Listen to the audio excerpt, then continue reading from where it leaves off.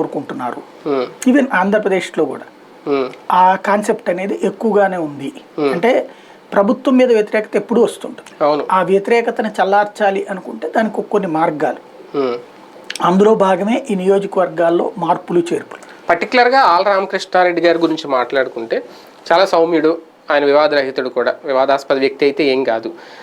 కానీ అటువంటి వ్యక్తిని పార్టీ దూరం చేసుకుంది అనుకోవాలా, వదులుకుందా పార్టీ అంటే కనీసం బుజ్జగించే ప్రయత్నాలు కానీ, ఆయన అసంతృప్తితో ఉన్నారని తెలిసి ముందుగానే ఒకసారి మాట్లాడే ప్రయత్నాలు కానీ ఏమీ ఎందుకు చేయలేదు? నాకు తెలిసి అయితే ముందుగానే ఆయనకి చెప్పారు, ఆయన ప్రిపేర్డ్గానే ఉన్నాడు. ఎందుకంటే డైరెక్ట్గా గబక్కని తీసేవతలు పడేయలేదు. ముందు వారం రోజుల నుంచి చెప్తా ఉన్నారు. ఒక్కొక్కరికి 20 మంది ఎమ్మెల్యేలకు ఫస్ట్ ఫేజ్లో చెప్పారట.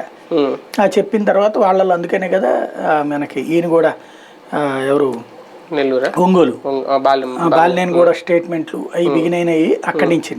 ఇంకా రాబోయే రోజులు ఇంకా చాలా స్టేట్మెంట్లు వింటాం. ఏంటి అంటే వీళ్ళందరిది కూడా ముందు చెప్పేస్తున్నారు. ఈ దఫా రెడ్లని చాలా వరకు తగ్గించేటువంటి అవకాశం ఉంటుంది. 20 మంది వరకు రెడ్లను తీసేసి బీసీలకు ఇచ్చేటటువంటి పరిస్థితి ఉంది.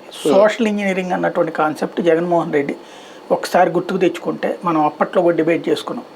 రెండవసారి మంత్రివర్గ విస్తరణ జరిగాక, మొట్టమొదటిది కాకుండా మధ్యలో 2.5 ఏళ్ల తర్వాత 3 ఏళ్ళకి చేశారు కదా మంత్రివర్గం. ఆ రోజున అన్నాడు జగన్మోహన్ రెడ్డి, అందరినీ బీసీ ఎస్సీ ఎస్టీలు పెడితే ఎట్టుంటుందని. అప్పుడు అందరూ ఒకసారి ఆశ్చర్యపోయారు.